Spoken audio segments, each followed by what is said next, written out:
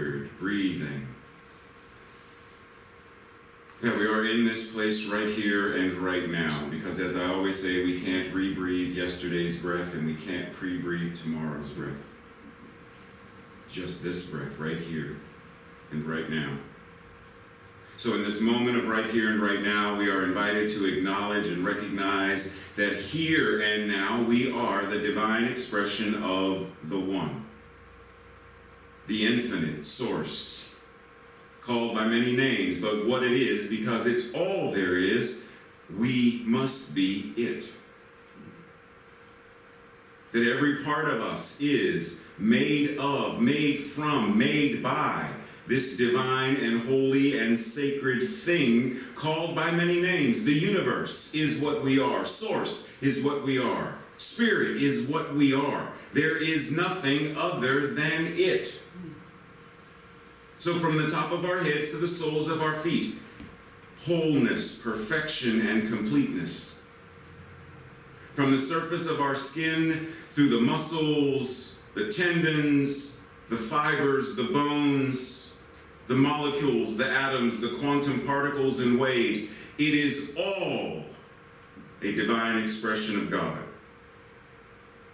This life, God's life, living itself as us. This breath, God breathing itself as us.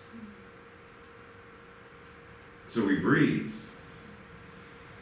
knowing that because we do not breathe ourselves, none of us wake up in the morning and say, oh, did I forget to breathe today? The breathing happens while we sip coffee. The breathing happens while we have conversation. The breathing happens because God has its own back as us. We are always supported by the universe because the universe is all there is, and it loves itself, supports itself, nurtures itself. And so we are taken care of. We are blessed, we are sacred, and we are holy. And so it is. November brings the seasonal holiday of Thanksgiving, the time to gather with loved ones and consider our blessings. But why wait? And why relegate gratitude to one particular day? Let's step into what it means to live from and as thankfulness. I give you Reverend Raymont.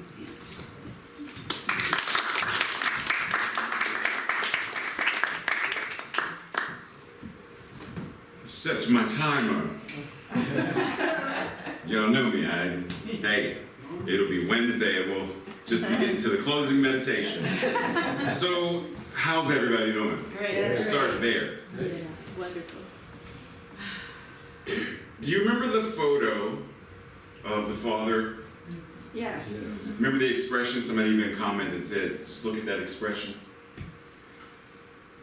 There's no words that we could adequately use that match the feeling that that child was feeling or the father was feeling.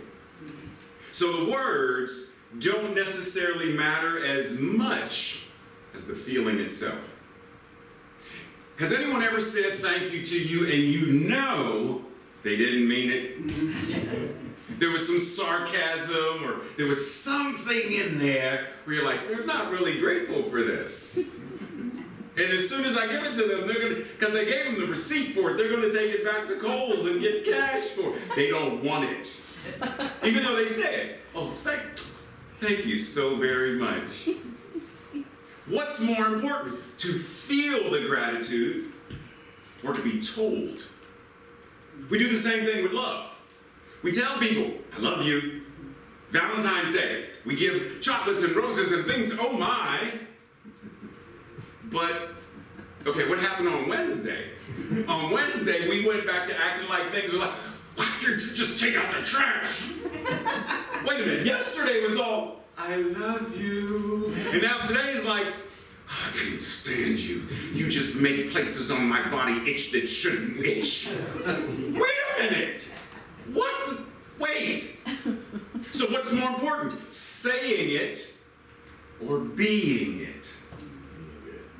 Thanksgiving, we get to this thing where, now growing up, I hated Thanksgiving, I'm gonna be honest. Because it was the main place of family trauma and drama. Because folks would get together and it would start off wonderfully, like, oh, 'tis a beautiful morning. And then by noon, argument number 1. By 12:15, argument 33 has just happened. Not sure what kind of math we're doing, and then by dinner time, it's full on fighting and feuding over forkfuls of mashed potatoes. So I grew up really despising Thanksgiving. But fast forward many years later, I realized, wait a minute. Why am I letting other people determine my joy and my happiness when I'm the one that gets to choose? So that's when I said, I don't want to simply wait for Thanksgiving to either give thanks, because that's what we say, it's not thanks receiving, even though there is a lot of receiving on Thanksgiving, but it's Thanksgiving. I don't want to just, no. It's got to be. If I'm going to be a divine expression of the universe itself, then this thing called gratitude, appreciation, thankfulness needs to be what I am all the time. When was the last time, raise your hand if you, I'm going to ask you a question. I want you to guess. Guess when the last time you think, now I'm 59, in my 59 years, when do you think the last time that I woke up on a Monday morning as a short Jewish woman who spoke Japanese? Never. Because that's not what I am. This is what I am. So, why isn't gratitude and all the, wait, what? There's a story about Gandhi that Tracy reminded me of the other day. We were laughing about something, where an interviewer goes up to Gandhi and says, basically, so I need to go, I got to interview you, but I need to go and, give me one line or something that I can take back as, in terms of, like, what is your message to the people? Like, what are you attempting to do? And Gandhi pauses for a moment, he thinks, he scribbles it on a piece of paper, folds it, and hands it to the young man. The young man jumps on his train, and as he's riding back to England or wherever he was going, he unfolds the paper and looks at it and says, my life is my message. My life is my message. What if we change it and say, my life is my gospel? Since we know what the Bible is. Your life, and gospel means what? Good news. My life is the good news. Is it? Because if we're so busy saying,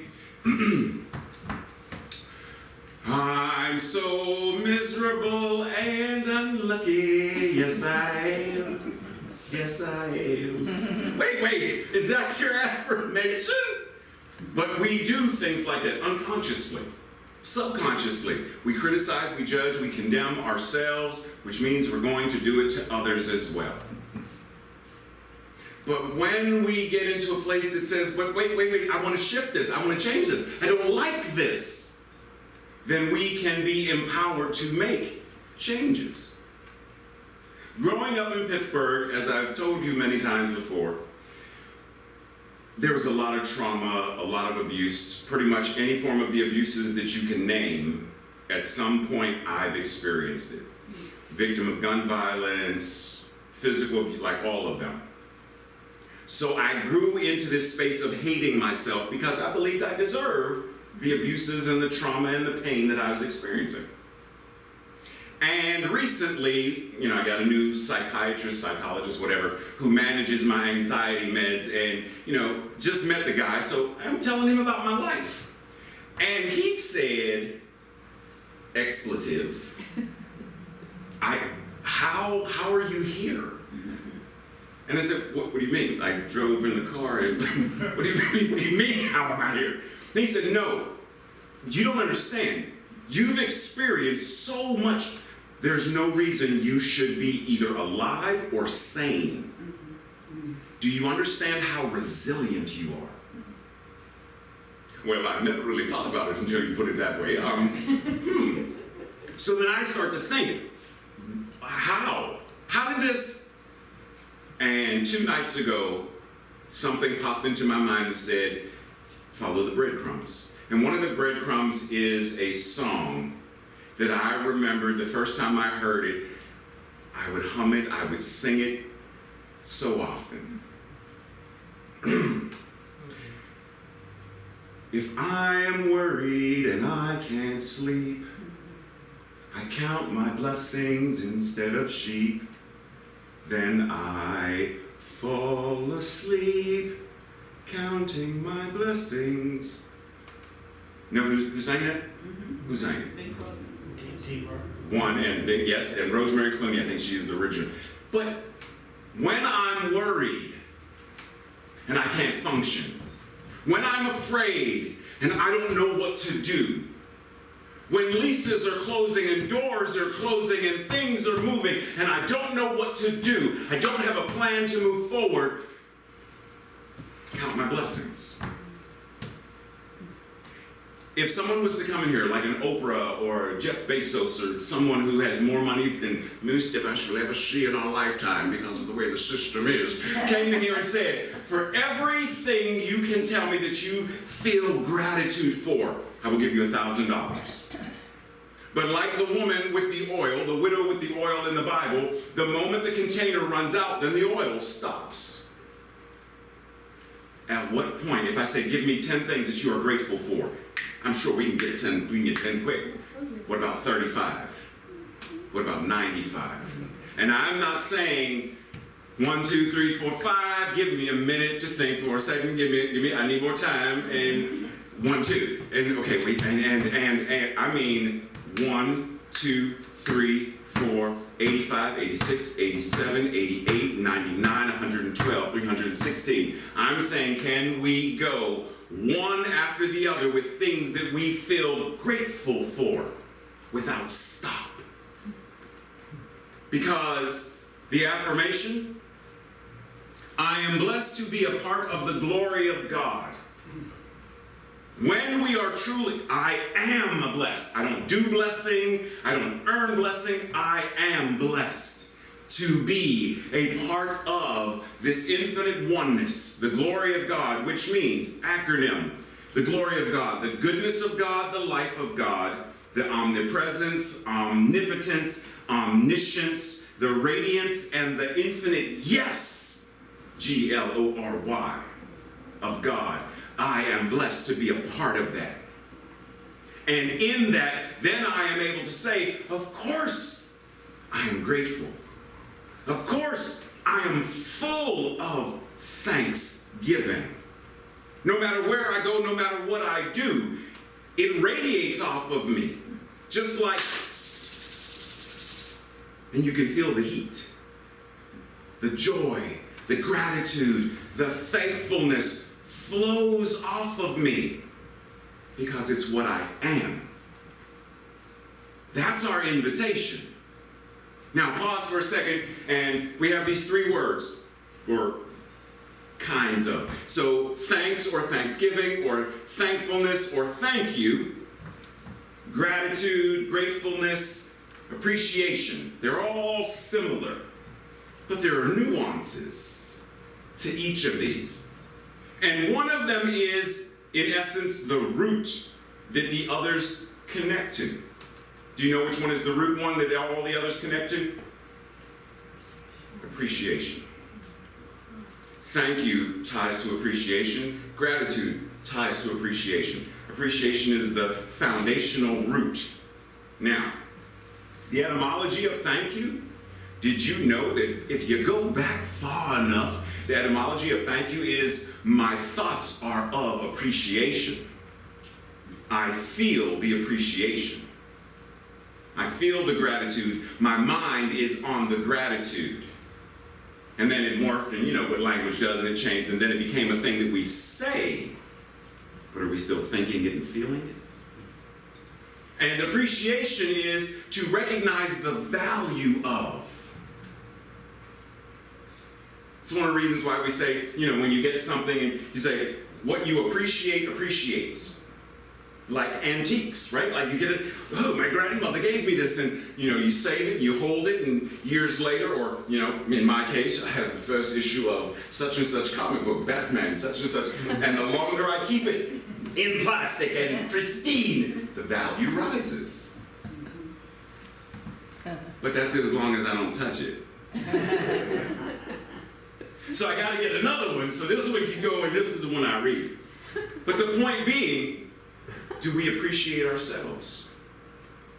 And I mean truly, do we appreciate ourselves? Do we know our own divine worth and value? And that it is separate from, it is completely distinct from anything we've ever done. There is nothing that we need to do to earn love, worthiness, nurturing. And I know that we live in a very transactional society, where if someone gives you something, or you gave them something, you gave me something, and I didn't say thank you. Did you know I gave Reverend Ray a donut, and he just took it and started eating it, didn't even say thank you? I can't believe it. Right? Because that's transaction. We're used. I held the door open, and Georgianne didn't say anything. I can't believe. Right? Like we expect. Right? And granted, there are times that our minds are elsewhere, but we are in a very transactional. For Christmas, someone gives us something, and we believe that we have to give something of equal value. And then we're stuck. Now it's a competition. It's not actually giving out of love. It's, I'm going to give you something better than you gave me, so next year you give me better than better and better and better and better. And then by the time I am 59, you will have bought me a Lamborghini. Wait, what? Why are we trying to one-up? It's no. Spiritual living is not about competition. It's not about earning our worth. It's not about earning our divinity. There is nothing that any of us could ever do that would make us any less divine. Nothing. I don't care. You can go, you can fuss, you can cuss, you can, it doesn't really, you're still the divine in expression. Doesn't matter. So are we living from that space? Now, a couple of things. When last my sister and I were here, for those who may not know, when we left, we went down the road a piece and we were in a major car accident. The car was totaled. I came out basically unscathed, although my blood pressure went to like 4,020 something, over 9,000 something. But other than that, I was unscathed. Tracy had some issues and whatnot that she's still going to have physical therapy for or whatnot. But my point being, the car was totaled, both airbags deployed, whole 9 yards. There was already an accident at that intersection, and some firefighters and state troopers saw the accident happen. And as they rushed over to us, I had already got out the car, ran around to get Tracy out of the car, make sure she was okay. And they came up and they were already expecting blood and brokenness. Mm-hmm. Now, the first time, firefighters said, "Oh, you are so lucky." My blood pressure was high, so I gave him a pass on that one. Second time, a paramedic said, "You are so lucky. I'm making sure Tracy is settled," so I gave her a pass. The third time it was said, "No, we're not lucky, we're blessed." Because of the third time, I was like, I'm not giving, no. First 2 times, because I'm still getting my mind together. But by the third one, I need to correct you. We're blessed. And we're blessed so much to the degree where I myself do not quantify, we'd say things like, oh, this little old thing, that little thing, it was just a small, small token of my appreciation. There is no small when we're talking about God. Love has no size. Like Yoda said, "Judge me by my size, do you? As well you should not, for my ally is the Force, and a powerful ally it is." It is the very allness of, okay, I switched into me now. It's all that there is. So there is no size. So when I come here last time, and someone comes up and they give both Tracy and I one of these. You know who gave us these?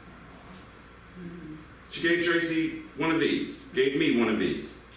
It's the day we had the car accident. Oh, yeah. Why do I still have these? Because when we came back a week later to go empty the car of our belongings, because they were going to just demolish it, we weren't going to be able to get back to it. Tracy pulled these out of a wrecked car. I asked her today, why? She said, I don't know. I was trying to get everything out.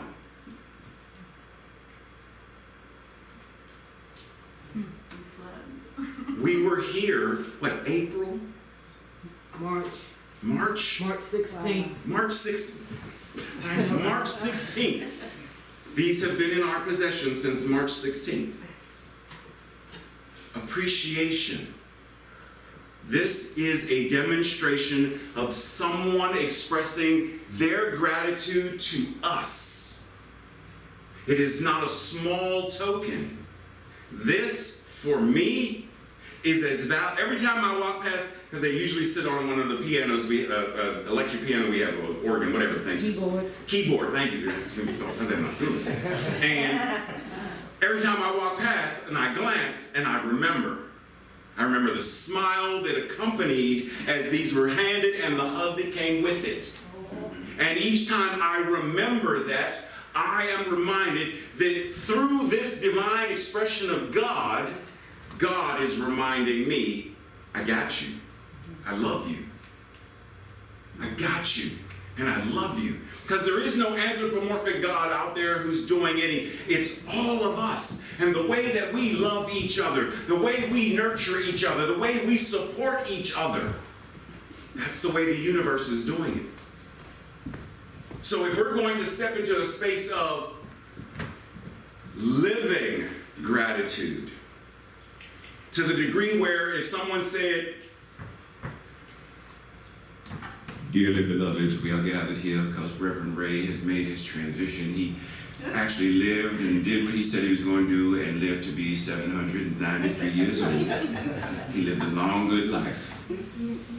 We would like people to come up to his urn and say 3 words that come to your mind as you think of it. And I want, he enjoyed life. He expressed joy. He dressed colorfully. Excuse me. Like whatever, but I want it to be things that resonate with people that reminded them of how amazing and beautiful they are. How amazing and beautiful you are. No matter what your life has looked like. You are a blessed example of the divine glory of God. You are the glory of God expressing itself. And there is nothing that you need to do to earn it or to deserve it, because you are it. Breathe.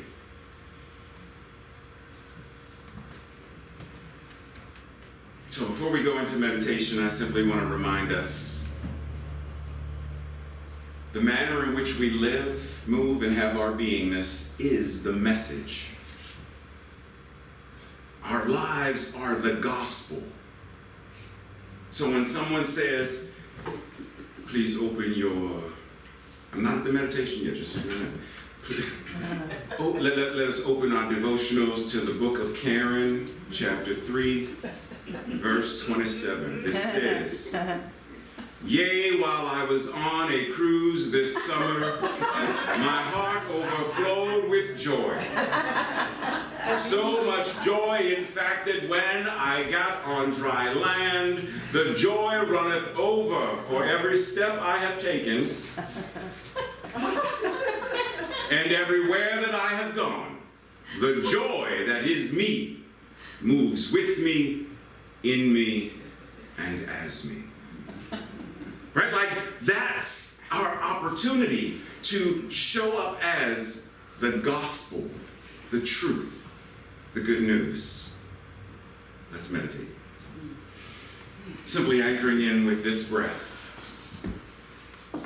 As I said in the opening prayer, we cannot rebreathe, pre-breathe, or save a breath for a rainy day. We simply inhale now. There's a momentary pause, and the breath transitions to an exhale. And there's a momentary pause, and it transitions to the next inhale. A brand new, not the same inhale, a brand new inhalation, a brand new exhalation, a brand new breath. And with each new breath, we have the opportunity of anchoring into and what it means to choose anew, to choose a new thought, to be renewed by the renewing of our minds, new thought, renewed, renewal, and recognize that no matter any mistakes, any traumas, any pains, that which the universe is as us moves in, through, and as us. So we are able to navigate the trauma. We are able to navigate the accidents of life, the chaos, the confusion. Whatever it is, we are able to move through it. Because that which the universe is us. And so we breathe and allow this truth to settle into the very cells of our bodies. I am so blessed to be the very glory of God in expression. Breathe.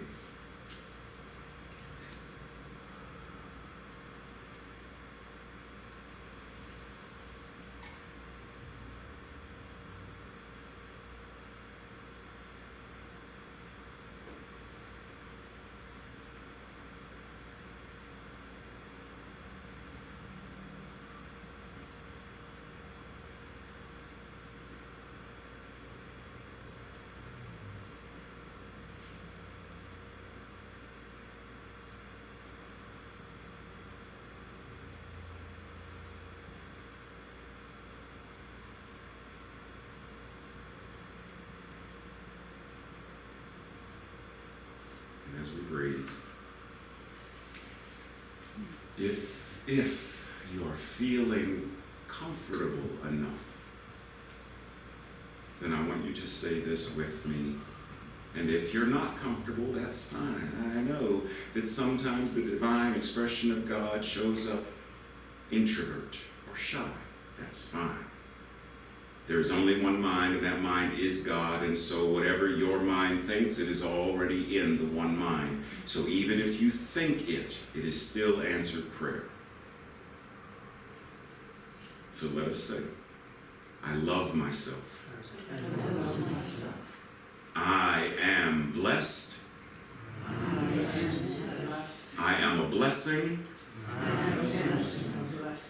I feel great gratitude. Because I appreciate me, this thing called life, and all that God is, including what it is as me. And so it is.